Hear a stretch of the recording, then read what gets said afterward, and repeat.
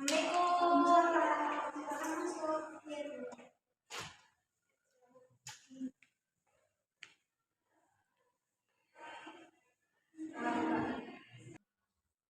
Silakan Mbak Desti mau duduk sebelah sini. Oh iya, silakan. Ya. Apakah sudah nyaman Mbak Desti? Sudah. Selamat siang. Bisa perkenalan gitu Mbak? Namanya siapa? Dengan Mbak Desti. Oh, Mbak Desti. Iya. Dari sekolah atau tadi habis kerja? Dari sekolah. Dari sekolah berarti masih jadi mahasiswa? Iya. Oh iya.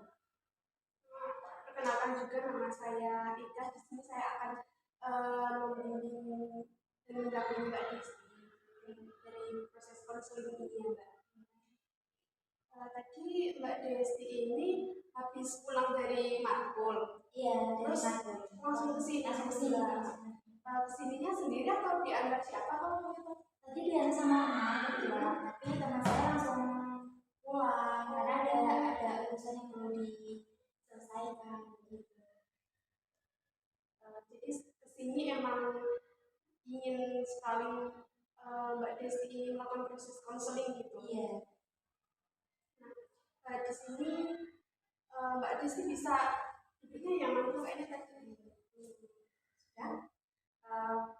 Di sini Mbak Desti tenang aja karena tadi saya lihat raut mukanya Mbak Desti agak kayak itu ya tegang gitu ya. Jadi di sini relax aja dan tenang aja Mbak Desti karena dalam proses konseling individu ini kita menggunakan asas yang pertama asas kerahasiaan di mana masalah Mbak Desti ini akan aman gitu. Jadi yang tahu hanya saya dan Mbak Desti. Bisa dimengerti? Bisa. Mungkin bisa dijelaskan Mbak Desti apa yang membuat Mbak Desti ingin menyelesaikan masalah Mbak Desti dan apa masalah yang dialami Mbak Desti? Jadi di sini masalah saya itu saya sering masalah keteteran saat saya mengerjakan tugas kuliah. Saya sering meninggalkan tugas kuliah. Saya juga waktu sholat subuh terutama. Pas subuh juga itu saya juga meninggalkan, sering meninggalkan. Kan tugas-tugas akhir-akhir ini kan banyak kan, kebetulan lagi UTS.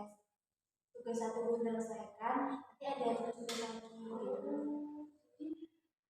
Bisa dibilang nih Mbak Desti ini kayak menunda-nunda kegiatan gitu ya Mbak, kayak mengerjakan sesuatu ditunda-tunda gitu. Kayak gitu. Berarti bisa disebut kayak prokrastinasi gitu ya Mbak Desti. Mungkin Mbak Desti ini menunda-nundanya itu dari misal kegiatan atau mengerjakan tugas atau gimana atau semuanya? Semuanya, bisa dibilang semuanya. Berarti kayak kegiatannya tidak teratur gitu ya Mbak Desti? Tidak teratur. Terutama itu. Soalnya saya sering bangunnya siangan, bangun tuh jam 7 baru bangun gitu. Padahal udah hidupin alarm kan, tapi jam 7 itu aku tuh baru bangun soalnya bangun cuma matiin alarm gitu. Terus tidur lagi ya dulu. Jadi kayak mau berangkat kuliah kesiangan gitu. Jadi misal kayak ketinggalan matkul atau gimana? Iya. Pernah kayak gitu? Pernah, sering. Setelah Mbak Desti ini melakukan kayak menunda-nunda pekerjaan gitu, terus yang dirasakan Mbak Desti ini apa? Sebenarnya jengkel ya, karena saya bisa melihat dari teman-teman saya kan sering bilang ke saya gitu kan, kamu sudah mengerjakan ini belum? Saya sudah loh. Terus aku bilang kalau misalnya saya bilang belum, saya kan malu. Tapi kalau misalnya saya bingung lagi kan mau bilang apa, tapi kenyataannya emang belum gitu loh. Dari proses aktivitas Mbak Desti ini yang kayak menunda-nunda pekerjaan, Mbak Desti ini punya rasa capek nggak sih? Iya capek iya, jengkel iya, lebih ke jengkel gitu loh. Ini gimana sih tugasnya? Keteteran gitu ya. Dan seperti yang dilakukan Mbak Desti dari menunda-nunda kegiatan ini, Mbak Desti tahu nggak dampak buruknya itu apa? Dampak buruknya saya kayak ngumpulnya mepet deadline seperti itu, nanti saya dapat nilai buruk gitu kan, mungkin yang B atau C kan kayak gitu. Saya juga pernah mengalami kayak gitu, saya sering-sering menunda tugas sehingga nilai saya itu C gitu, bahkan E gitu, gara-gara saya sering menunda tugas. tugas gitu kan.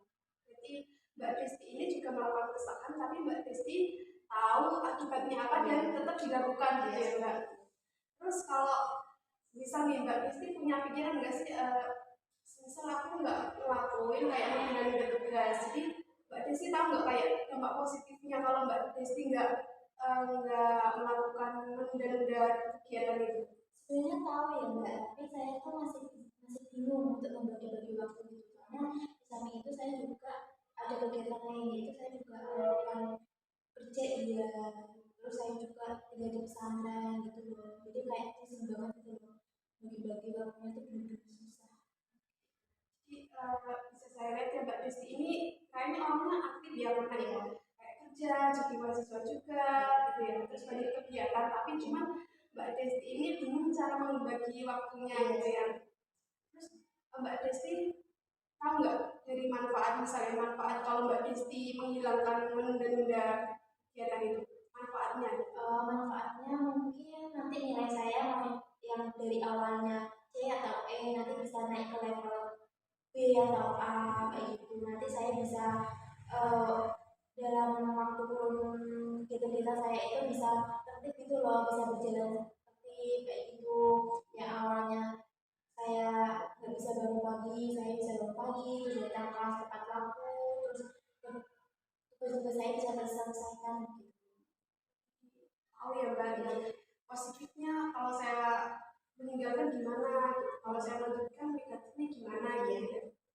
Kebetulan sekali Mbak Desti kan tadi menyampaikan kalau Mbak Desti ini sering tidak melakukan sholat subuh ya, itu jarang ya. Di sini saya akan memberikan atau menyampaikan kalau saya mempunyai kayak ini Mbak, terapi sholat. Itu terutama pada sholat subuh, karena biasanya kan kalau kita bangun pagi apapun kan kayak kita lakukan kayak eh, kalau dari pagi gini Mbak, jadi kayak tertata gitu loh. Kalau kita siang yang kegiatan pagi jadi nggak dilakukan gitu.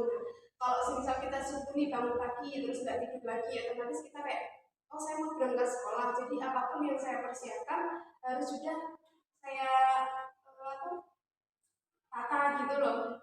Terus nanti saya mau melakukan kegiatan ini, oh jadi yang saya persiapkan harus ini gitu.